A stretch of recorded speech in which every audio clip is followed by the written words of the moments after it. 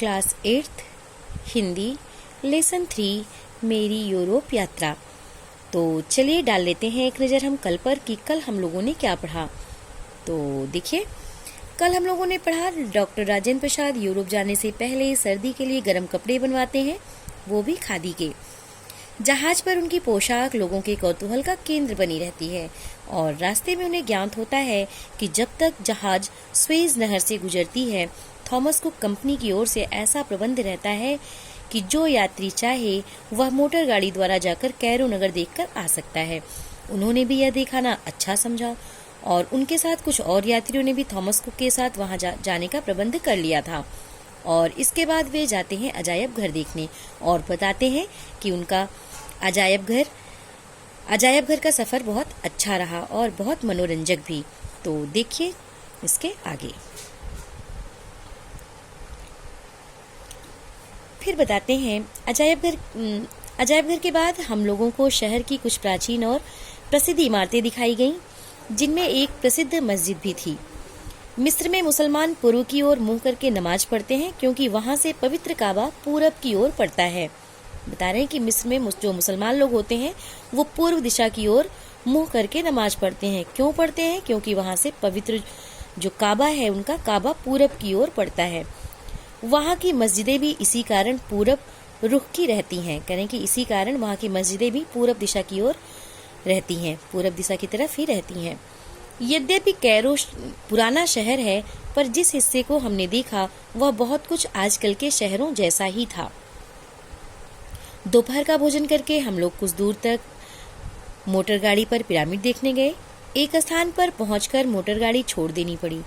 ऊंटों पर सवार होकर पिरामिडों तक जाना पड़ा। मेरे लिए यह सवारी बिल्कुल नई थी। बताते हैं कि मेरे लिए यह सवारी बिल्कुल नई थी। क्यों नहीं थी? क्योंकि वे कभी ऊंट पर नहीं चढ़े थे, पहली बार ऊंट पर चढ़े थे डॉक्टर राजेंद्र प्रसाद जी। तो फिर आगे बताते हैं, पिरामिडों को नजदीक से जाकर देखा। ये चौखुटी इमारतें हैं। हमारे देश में जैसे ईंटों के भट्ठे बने होते हैं, वैसे ही ये पत्थरों के बहुत बड़े बड़े चौरस टुकड़ों में बने हैं। भट्ठे की तरह ही नीचे की चौड़ाई ज्यादा है, जो ऊपर की ओर कम होती गई है। ईंटों का भट्ठा छोटा होता है, पर पिरामिड बहुत बड़े और ऊंचे हैं। इनमें लगी पत्थर की एक एक ईंट मेरे अनुमान से 5 हाथ लंबी होगी। बता रहे हैं कि इनमें लगी जो पत्थर की ईंटें हैं वो एक एक ईंट मेरे अनुमान से 5 हाथ लंबी होगी। इसी के अनुसार उनकी चौड़ाई और मोटाई भी है। एक एक ईंट काट कर ना जाने कितने दिनों में इतनी बड़ी इमारत तैयार हुई होगी। बताते हैं डॉक्टर राजेंद्र प्रसाद जी कि एक एक ईंट मेरे अनुमान से 5 हाथ लंबी होगी और इसी के अनुसार उनकी चौड़ाई और मोटाई भी। और एक एक ईंट काट कर ना जाने कितने दिनों में इतनी बड़ी इमारत तैयार हुई होगी। इसमें कितने गरीबों ने अपनी जिंदगी का कितना हिस्सा लगाया होगा। और यह सब किसी एक राजा के नाम को उसके मरने के बाद भी कायम रखने के लिए किया गया था। नाम तो अब केवल पुस्तकों में रह गया है। ये इमारतें जिसमें मनुष्य कोई लाभ उठा सकता, अपनी जगह पर आज भी हजारों वर्ष के बाद ज्यों की त्यों खड़ी हैं। हमने रेगिस्तान में एक विचित्र मूर्ति भी देखी। इसे स्फिंक्स कहा जाता है। सुनते हैं प्राचीन काल में यह प्रश्नों के उत्तर देती थी।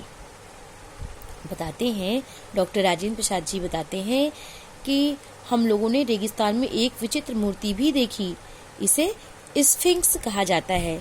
सुनते हैं प्राचीन काल में यह प्रश्नों के उत्तर भी देती थी। संध्या समय वापस आकर हम लोग रेलगाड़ी पर सवार हुए और रात को 11 बजे सईद बंदरगाह पहुंचे। जहाज वहां पहुंच गया था। खाना पीना रेलगाड़ी में ही हो गया था। अतः हम सब जाकर अपने अपने कमरे में सो गए। भूमध्य सागर में पहुंचने पर कुछ सर्दी लगने लगी, कुछ ठंड लगने लगी वहां पर भूमध्य सागर में। तो लाल सागर तो बहुत गर्म था, अरब सागर से भी अधिक। भूमध्य सागर में हवा भी कुछ जोर से चलती थी, इसलिए जहाज कुछ हिलता था।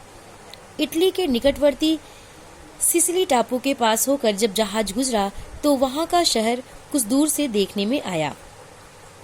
बता रहे हैं कि इटली के निकटवर्ती सिसिली टापू के पास होकर जब जहाज गुजरा तो वहां का शहर कुछ दूर से देखने में आया। पहाड़ साफ नजर आता था। कुछ दिन बाद हम मार्सेल्स फ्रांस पहुंच गए।